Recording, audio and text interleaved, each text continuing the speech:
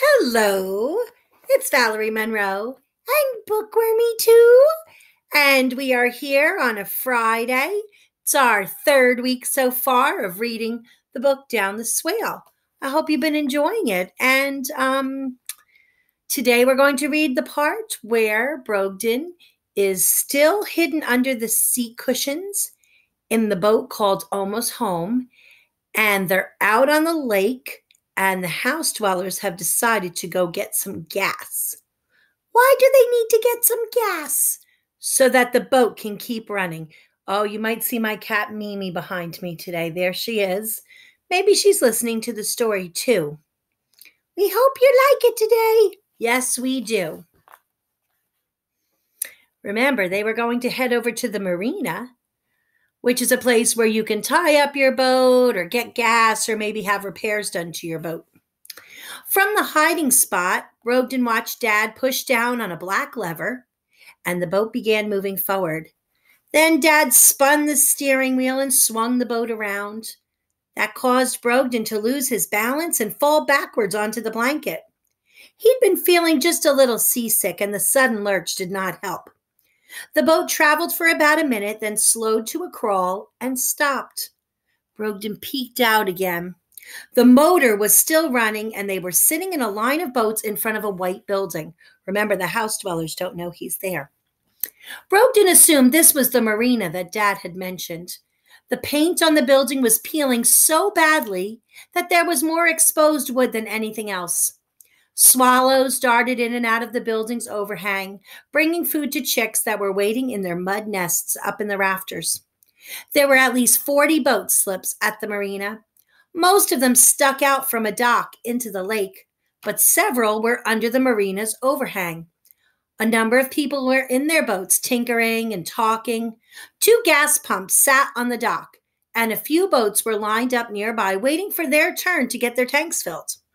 Dad steered Almost Home into the last place on the line. "There's Finnegan!" yelled Emery, pointing to a small, curly-haired dog who was seated in the bow of the boat in front of them. "Hey there, Finnegan," Amy called out. The dog turned and barked a hello. Then he turned back and stared straight ahead. Every so often, Finnegan would lift his black nose and sniff the air. His owner, an older man with white hair and a stubby beard, waved a greeting, and Dad and the kids waved back. When it was their turn to pull up to the pumps, Dad cut the motor, and a tall man, who looked as old as the marina itself, reached out from the dock with a rope. He tied a knot around one of Almost Home's back cleats, pulled the rope taut, and tied the other end to a metal ring on the dock. That's so that they can get the gas put in their boat without their boat floating away. When the boat was secured, Brogden saw the man walk across the back deck of Almost Home with the fuel hose. He unscrewed the lid of the gas tank and guided the nozzle into the hole. The numbers on the fuel pump began to roll, making a dinging sound at the same time. "How's it going, Varick?" Dad asked the man. "To be awake is to be alive," Varick replied. And he did so in a way that gave Brogden the impression he used that saying all the time. "That's Thoreau," he told the kids with a wink. One of the greatest authors ever. Varick's weather-beaten face and twinkling eyes looked as though they had remained unchanged for many years. No one knew how long he had been employed at the marina, nor where he came from. Folks said he'd been a sailor who served most of his life in the Navy. Certainly that explained the many tattoos on the muscled arms that stretched out from his sleeveless shirt: dragons, palm trees, an anchor, a dagger through a rose, and a ribbon with the name Maria written across its slithering form. It was said that Varick showed up at the marina years before on a rainy day with just a sack on his back and was hired on the spot as the marina manager.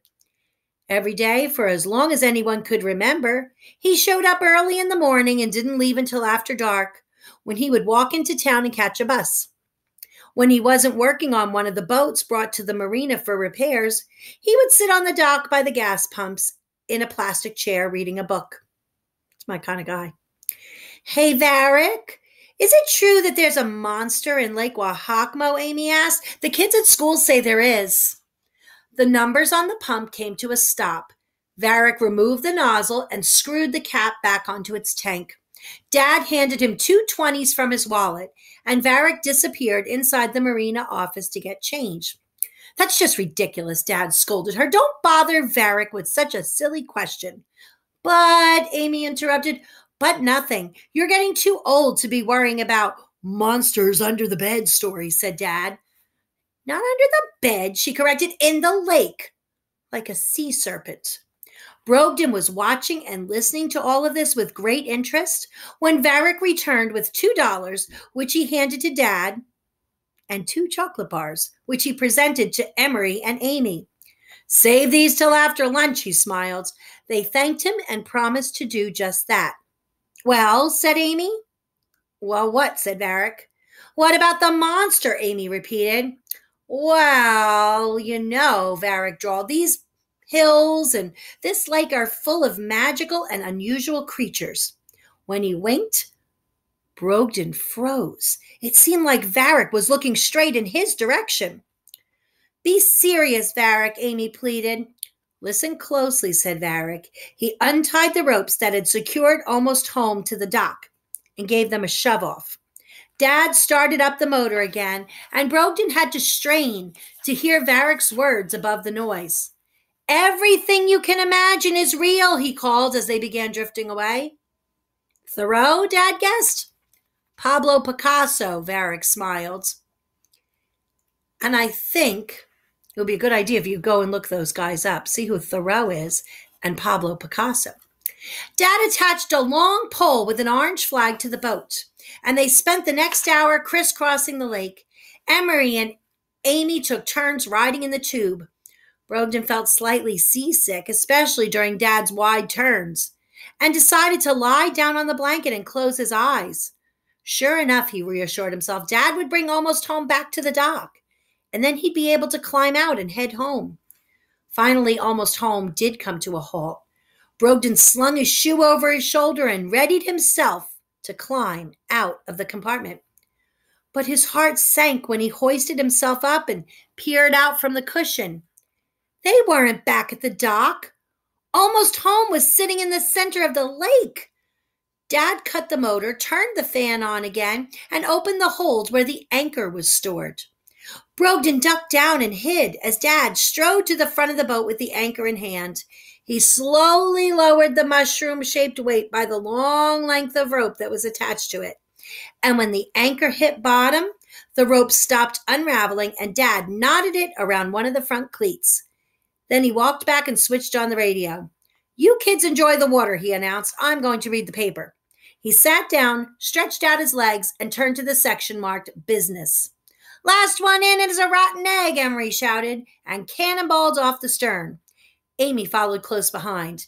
They began splashing each other, flapping their arms like wild chickens, screaming and shrieking with delight. Brogden thought it looked like great fun. The sun climbed high into the sky. Dad finished reading the business section and went on to the world news.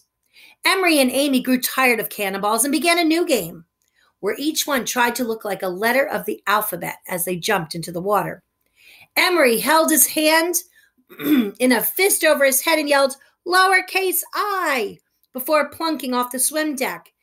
Capital Y! Amy followed with her arms outspread over her head. They completed the alphabet 3 times and started on numerals. Dad finished reading both the world news and the local news by this time. He was just starting on the editorials when Brogden noticed that his eyes were drooping. Perhaps it was the warmth of the sun. Perhaps it was the gentle swaying back and forth. Nevertheless, by the time the kids were on 15, which was a tricky double jump requiring both of them, Dad's eyelids were most decidedly closed. It was at this point that Brogden was overcome by the urge to escape the confines of the dark compartment. The compartment was just so stuffy, and he developed a crick in his neck from craning it upward. And since Dad's eyes were shut, he concluded it just might be safe enough to sneak out for a few minutes. He'd never been in the middle of Lake Wahkmo before, and probably never would be again. So he wanted to check out the view. Brogdon counted slowly to 50 and continued watching Dad's eyelids. They remained totally closed. Next, he shot a look over at the kids. They were totally engrossed with belly flops. Shouldering his shoe, he made his move. And that's where we'll stop for today. Brogdon is going to climb out of the compartment and check out the view of the lake. Hope he doesn't get caught by those house dwellers. I like the story today. I'm glad you did, Bookwormy. We've been reading this for 3 weeks now. I'm having a lot of fun. So am I. And we hope you are too. You have a great weekend and see you on Monday. Keep on reading.